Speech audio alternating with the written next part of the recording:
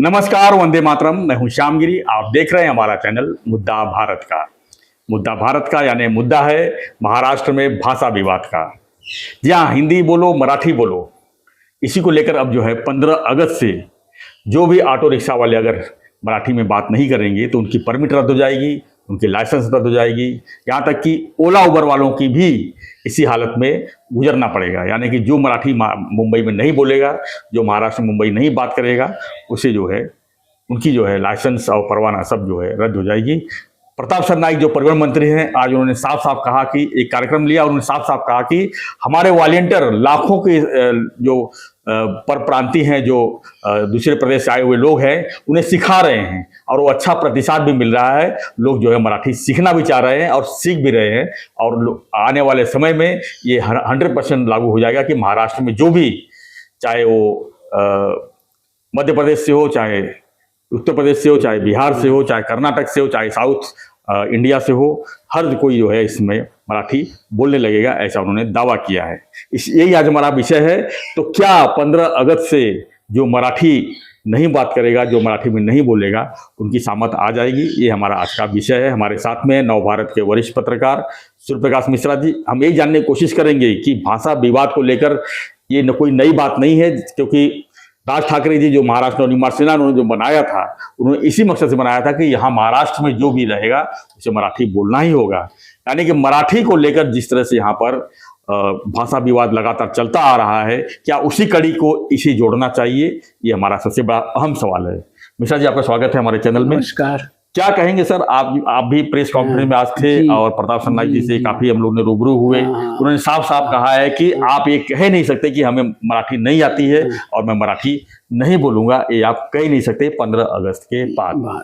जी देखिए, ये जो मुद्दा है, मुद्दा तो देखिए बहुत पुराना है। हिंदी का, मराठी का, मुसलमान या जो भी कहा जाए, और मुस्लिम मुद्दे भी हैं। लेकिन जहाँ तक ये इस मुद्दे की बात है कि रिक्शा चालकों को, टैक्सी चालकों को, जो अमराठी लोग हैं, उनको मराठी आनी चाहिए। इस मुद्दे से थोड़ा सहमत होने की आवश्यकता इसलिए है कि स्थानीय स्तर पर अगर आप धंधा करते हैं, नौकरी करते हैं, बिजनेस करते हैं, तो वहाँ की स्थानीय भाषा आनी चाहिए। इस मुद्दे पर दो राय नहीं हो सकती। लेकिन जो आपने कहा सख्ती की बात, सख्ती की बात जो है नहीं होनी चाहिए थी, नहीं होनी चाहिए। जो आप कहते हैं राजनीति भी इस पर होती ही रही है। एक पार्टी का उदय ही इसी मुद्दे पर हुआ, मनसे का। तो जो ये बातें हैं, लेकिन जहां तक आप परिवहन मंत्री की बात कही आपने, परिवहन मंत्री प्रताप सरनाईक जी हैं, ये महायुति सरकार के एक कैबिनेट मंत्री हैं, महत्वपूर्ण मंत्री हैं। और जो महायुति की जो सरकार चल रही है, ये अपने आप में देखिए, एनडीए जहां बात होती है, बीजेपी की सरकार है, बीजेपी का नेतृत्व है वहां पे। लेकिन जो ये मुद्दा आया, लेकिन इस मुद्दे पर प्रताप सरनाईक जी की जो भूमिका है, उसकी तो देखिए आपको सराहना करनी पड़ेगी। क्योंकि इस मुद्दे पर इसी बहाने, ये नया मुद्दा कुछ नहीं था। ये देखिए, आप नियमों में पहले से ही था कि भाई अगर आप यहाँ परमिट लेते हैं, यहाँ लाइसेंस लेते हैं, रिक्शा का हो, टैक्सी चालक का हो, तो उसको स्थानीय भाषा की समझ आनी चाहिए, समझ होनी चाहिए। मतलब एक अमराठी भाषी जो है भले है, लेकिन उसको मराठी जो है, एक व्यवहारिक मराठी, उसको सीखने आनी चाहिए। लेकिन मिश्रा जी, यहाँ पर एक सवाल ये भी उठता है कि जब आप परमिट दे रहे थे, उस समय क्यों नहीं आपने ध्यान दिया कि इसको मराठी नहीं आता है तो इसको परमिट ही मत दो? जी बिल्कुल, ये उस समय छटनी हो जानी चाहिए। बिल्कुल हो। अगर प्रोटोकॉल में अगर है कि आपको स्थानीय भाषा अगर आती है तो ही आपको लाइसेंस मिलेगा, तो ही आपको बैच मिलेगा, तो ही आपको परमिट मिलेगा। ये अब क्यों लाया गया जब परमिट आपने लाखों की संख्या में बांट दिए, उसके बाद जो है अब कह रहे हो कि आप मराठी नहीं आती तो परमिट हम वापस ले लेंगे? नहीं, परमिट वापस लेना था वापस, तो परमिट वापस नहीं लेंगे। परमिट वापस लेने की तो बात कही गई है। देखिए, किसी नियम जब बनता है तो इसके लिए ये कि अगर ये नियम का पालन अगर आप नहीं करते तो ये वापस हो जाएगा। देखिए, ये नियमों में ही है, उन्होंने कोई नया नियम नहीं लाया। मेरे हिसाब से कोई नया नियम या कोई नया लादने की कोशिश नहीं की। नया नियम बनता, वो नियम पहले से ही था। उन्होंने उल्टे इस मामले में एक सहानुभूति की भूमिका दिखाते हुए कि भाई मराठी सिखा। आप देखिए, आज कोकण मराठी साहित्य परिषद जो है, वो हजारों अमराठी जो रिक्शा चालक थे, टैक्सी चालक थे मुंबई एमएमआर के, उनको मराठी भाषा सिखा रहे हैं, मराठी की बोलचाल की भाषा सिखा रहे हैं, व्यवहारिक भाषा सिखा रहे हैं। इन्होंने ये दावा किया है कि हम 1 लाख से ज्यादा अमराठी भाषियों को, अमराठी रिक्शा चालकों को, टैक्सी चालकों को उन्होंने व्यवहारिक मराठी सिखाई। तो एक तरीके की अच्छी पहल हुई और वो अगर उसका स्वागत कर रहे हैं, अगर एक भाषा स्थानीय अपना धंधा बिजनेस करना है, व्यवसाय करना है, तो अगर वो स्थानीय भाषा को सीखने के लिए उनको पहले ये कहा गया ना कि भैया आप आइए, हम आपको सिखा रहे हैं। अगर फिर भी नहीं आप सीखते तब तो सख्ती लाजमी है ना। तो ये चीजें जो हैं एक तरीके से उनको ऐसे नहीं कहा कि भाई कल से आप बंद, उनको समय दिया गया, 3 महीने का उन्होंने समय दिया कि भाई 3 महीने, और समय ही नहीं दिया बल्कि एक पहल भी की आगे आकर कि भाई देखिए महाराष्ट्र शासन ने भी उसमें पूरा सहयोग किया, कोंकण साहित्य परिषद, मराठी साहित्य परिषद ने भी, महाराष्ट्र शासन ने एक्चुअली एक पत्रिका भी निकाली, परिवहन मंत्री प्रताप सरनाईक, क्योंकि परिवहन मंत्री प्रताप सरनाईक परिवहन मंत्री होने के साथ साथ नेता हैं, एक विधायक भी हैं, और सबसे बड़ी चीज ये है कि वो ऐसे क्षेत्र के विधायक हैं वहां बड़ी संख्या में हिंदी भाषी रहते हैं। तो कुल मिलाकर जहां तक उनका एक भूमिका रही, इस मामले में उनकी भूमिका की सराहना करनी चाहिए। और जो भी 70,000 हो, 1 लाख हो, 1.5 लाख हो, जो भी मराठी, जो भी एक रिक्शा चालक है, टैक्सी चालक है, इवन आपने जैसे कहा कि जो उबेर, ओला और वो, तो उनको स्थानीय मराठी भाषा सीखनी चाहिए, बोलचाल की भाषा सीखनी चाहिए, इससे क्योंकि भाषा देखिए संवाद का माध्यम है, और वहाँ की स्थानीय भाषा जब आएगी तो आप ग्राहक से अच्छी तरीके से बातचीत कर सकेंगे और उसका एक अच्छा परिणाम निकलेगा मेरे पॉइंट ऑफ व्यू से। लेकिन जैसा कि देख रहे हैं कि आप हिंदी भाषी में कहीं ना कहीं तो नाराजगी दिख रही है। वो ये नहीं कह रहे हैं कि रिक्शा चालकों के ऊपर ही थोपा जा रहा है, क्योंकि आज देखा जाए तो लोकल ट्रेन हो, चाहे बस स्टेशन ले लीजिए, कहीं ना कहीं जो है वहां पर भाषा को लेकर मारपीट हो रही है, ट्रेनों में मर्डर तक हो जा रही है। कहीं ना कहीं ये चीज अराजकता नहीं फैली, इसको इसलिए पिटाई हो गई क्योंकि ये मराठी इसको नहीं आता था, अब मराठी नहीं आता था उस आड़ में कोई लोग कुछ लोग हाथ साफ कर लेंगे। ये भी तो सरकार को ही ध्यान देना है। हाँ बिल्कुल सरकार की जिम्मेदारी बनती है, लेकिन ये ऐसे मुद्दे देखिए हमेशा से आते रहे, पुराना मुद्दा है, ये बहुत पुराना है, नया कोई मुद्दा नहीं है कि मराठी भाषा के नाम पे, उसके नाम पे थोड़े से टकराव की स्थिति आती है और उसका कुछ अराजक तत्व जो हैं वो उसका फायदा भी उठाते हैं, कुछ राजनीतिक पार्टियां हैं उसका फायदा उठाती हैं। ये तो होता आया है, ये होता रहेगा दक्षिण भारत से लेके ये पश्चिम भारत तक इस तरह की। लेकिन इसी बहाने जो है थोड़ा सा मेरा मानना है कि जो सिखाने की प्रक्रिया, उनको अपने साथ लेने की प्रक्रिया, उन्होंने ये कहा कि भाई जो बोलते हैं ना कि मराठी में कहते हैं कि उसको डर जो था उनके अंदर जो है आदर युक्त भीति कहा जाता है, कि ये जो भीति थी, डर था, वो कम हुआ है मेरे हिसाब से। इसका फायदा जिस तरह से देखा जा रहा है, तो क्या इसका फायदा शिवसेना को होगा, क्या इसका फायदा बीजेपी को होगा, क्या इसका फायदा विपक्ष को होगा? क्या देख रहे हैं इसमें? क्योंकि राजनीति है, बिना फायदे का इसमें कोई इस तरह का माहौल नहीं बना। फायदा तो बिल्कुल मैं समझता हूं, फायदा जो भी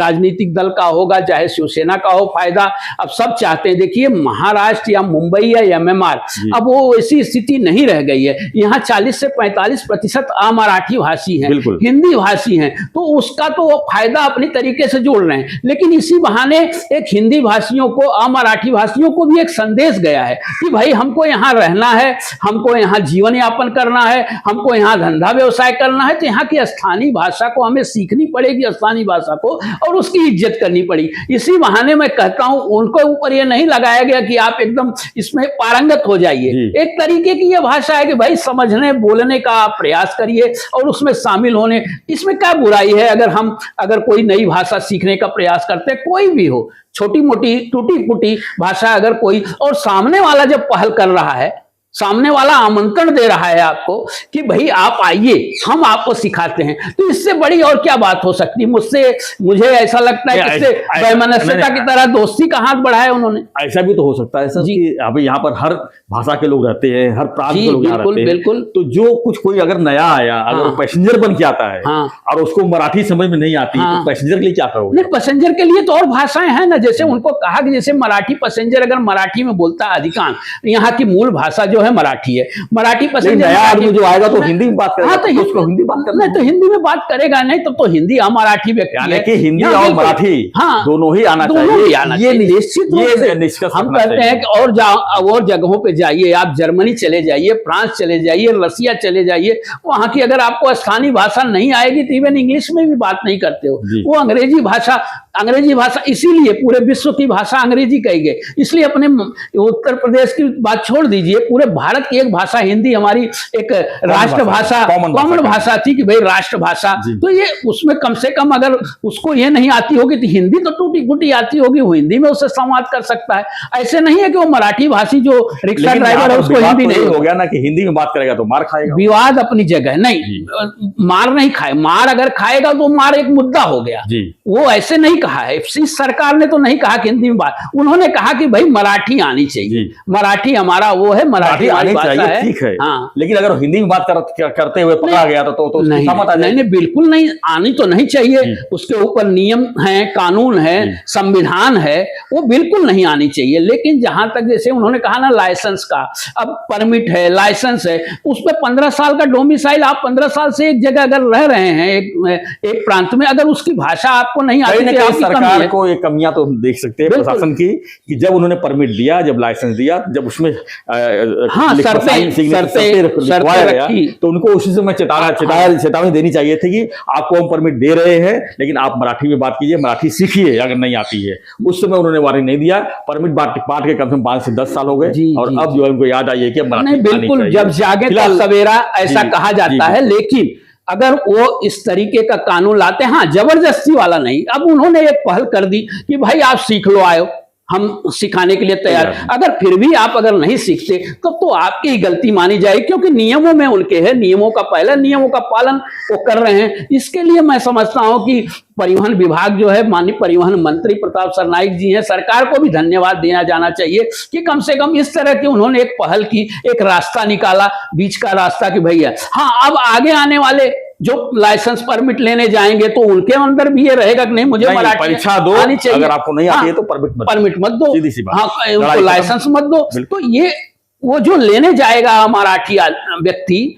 अपना लाइसेंस पर, उसको भी तो इसका भान रहेगा कि भाई अब मुझे तो सीख के जाएगा। तो ये एक पहल तो शुरू हुई है, इसको तो आपको मानना पड़ेगा, हमको मानना पड़ेगा कि एक अच्छी पहल शुरू हुई है। इसी बहाने थोड़ा सा एक अंदर एक समन्वय की भाषा बनी है, एक एकता की भाषा बनी। लेकिन उसका भी अगर दुरुपयोग कोई करे, हर चीज के देखिए 2 पहलू होते हैं, तो अगर उस पहलू पे अगर वो दूसरे को उसी तरीके का वो दिखाई देगा, हाँ उसको 9 को 6 दिखाई दे रहा है और 6 बना देगा, तो वो अलग बात है, वो अपने तरीके। लेकिन पहल एक तरीके से सफल होती मुझे दिखाई दे रही है, जिस तरीके से आज उन्होंने बात की, या कोंकण साहित्य मराठी परिषद के जिसके मैंने बात किया, माननीय प्राध्यापक धवल जी हैं, उन्होंने बहुत अच्छी भूमिका इसमें निभाई है, मैं देख रहा हूँ। और बाकी उनके जो संगी साथी हैं, बहुत अच्छा साहित्य, मराठी साहित्यकार एकजुट होकर आकर अगर आपको हिंदी मराठी भाषा सिखाने की एक पहल करता है, ये अपने आप में महाराष्ट्र में नई परिभाषा गढ़ी जा रही है, ऐसा मुझे लगता है। धन्यवाद मिश्रा जी। फिलहाल जो है राज ठाकरे जी की मन से जो है मराठी विवाद को लेकर जो है आगे बढ़ रहे थे, उसमें कहीं ना कहीं एक और बंटवारा हो ही गया है। यानी शिवसेना जो एकनाथ शिंदे जी की शिवसेना है, उन्होंने जो पहल लाई है कि 15 अगस्त के बाद अगर आपको मराठी नहीं आती तो आपका परमिट और लाइसेंस दोनों ही रद्द हो जाएगी। फिलहाल इस मामले को जो है गंभीरता से तो हर किसी ने लिया है। हाँ, रही बात यहाँ पर है कि मुंबई, आमची मुंबई, सबकी मुंबई है, लेकिन जो भी आता है यहाँ पर, जिसको नौकरी नहीं मिलती है, जिसको कुछ नहीं मिलता है, वो कहीं ना कहीं ओला हो, उबर हो, चाहे ऑटो हो, चाहे टैक्सी हो, उसमें अपना भविष्य आजमाता है और मेहनत करके रोजी रोटी कमाता है। अगर उसमें भाषा विवाद कुछ आड़े आता है तो उसे भाषा सीखने का जो कवायद महाराष्ट्र शासन ने की है और परिवहन मंत्रालय ने की है, उसकी भी जो है उन्हें उसकी प्रेरणा तो लेनी ही पड़ेगी और उसे सीख लेनी पड़ेगी। यानी आपको अगर इस फील्ड में आना है तो आपको मराठी सीखना है और सीख के तब जो है आगे परमिट और लाइसेंस लेना है। तो फ्रेंड्स, आपकी क्या प्रतिक्रिया है, क्या लगता है आपको कि जो सरकार की ये भूमिका है कितना सही है, कितना गलत है? आप अपने कमेंट बॉक्स जरूर लिखिए और बने रहिए ऐसी खबरों के लिए। देखते रहिए हमारा चैनल मुद्दा भारत का। फिलहाल भाषा की अगर हम बात करें तो ऑटो और टैक्सी के अलावा भी बहुत सारे चीज़ें हैं जहां पर भाषा की अनिवार्यता अगर सरकार करती है तो उसमें भी सरकार को पहल करनी चाहिए। जैसे कोर्ट में देखिए, कोर्ट में जितने ड्राफ्टिंग है सब इंग्लिश में होते हैं। आप कॉर्पोरेट लाइन में चले जाइए, वहां पर अगर मराठी बोल दीजिए तो वहां पर ऐसा लगता है कि ये गलत आदमी आ गया है, उसे जो है अलग नजरिया दिखाया जाता है, उसे गाउटी कहाँ तक कहा जाता है। तो ऐसे जगह पे भी सुधारने की जो है आवश्यकता है। यानी कि आपको मराठी अगर आती है अच्छी तरह तो आप जो है कॉर्पोरेट में भी आप इस भूमिका को लगा सकते हैं। तो हम परिवहन मंत्रालय हो चाहे सरकार हो, इसको हम यही कहेंगे, अगर भाषा का अगर राजनीति कर रहे हैं, सब क्षेत्र में राजनीति कीजिए, सिर्फ ऑटो और टैक्सी वाले ही क्यों। फ्रेंड्स, आपकी प्रतिक्रिया दीजिए, आप बने रहिए हमारे साथ, देखते रहिए हमारा चैनल मुद्दा भारत का। चैनल को लाइक, शेयर और सब्सक्राइब जरूर करें। धन्यवाद मिश्रा जी। धन्यवाद। धन्यवाद। जय हिंद।